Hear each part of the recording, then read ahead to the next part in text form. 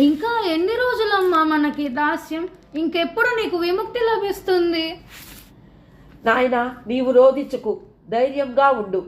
కాలమే అన్ని ప్రశ్నలకు సమాధానం చెప్తుంది. ఆ శ్రీ మహావిష్ణువే దారి చూపిస్తాడు.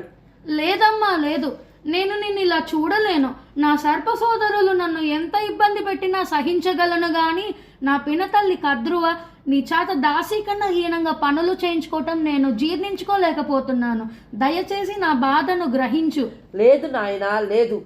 ఈ బానిస సంఖ్యలను దేవుడు మాత్రమే తెంపగలడు. సమయం కోసం నిరీక్షించాలి. లేదమ్మా, కుదరదంటే కుదరదు. నేను ఇంకా ఓర్పు వహించలేను. ఇంతకుముందు పినతల్లి దగ్గరకు వెళ్ళి అడగగా ఇలా షరతు వహించింది. ఇంద్రలోకం నుండి అమృతం తెచ్చినట్లయితే తమ ఇరువురికి దాస విమోచనం చేస్తానని సెలవిచ్చింది. నేను ఇంద్రలోకానికి వెళ్ళాలని నిశ్చయించుకున్నాను. వద్దు నాయనా, నా మాట విను. నా గురించి కాస్త ఆలోచించు. నీవు లేకుండా నేను జీవించలేను. నేను నీ కొరకే బతుకుతున్నాను.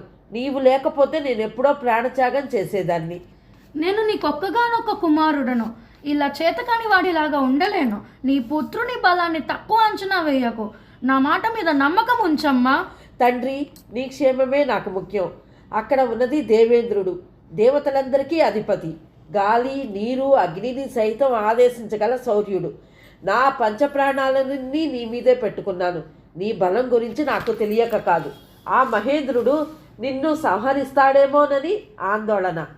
అమ్మా, నన్ను ఆశీర్వదించు. నీ ఆశీర్వాద బలమే నన్ను శ్రీరామ రక్షగా కాపాడుతుంది.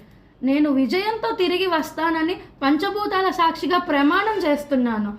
నేను దాస్యముక్తురాల్ని చేస్తాను. నా జన్మను సార్థకత చేసుకుంటాను. సరే నాయనా, నీ మాట మీద విశ్వాసం ఉంచుతున్నాను. విజయీ భవ, విజయుడివై తిరిగిరా. ఈ కథ మీకు నచ్చినట్లయితే లైక్ చేసి, షేర్ చేసి, సబ్స్క్రైబ్ చేయండి. Thank you.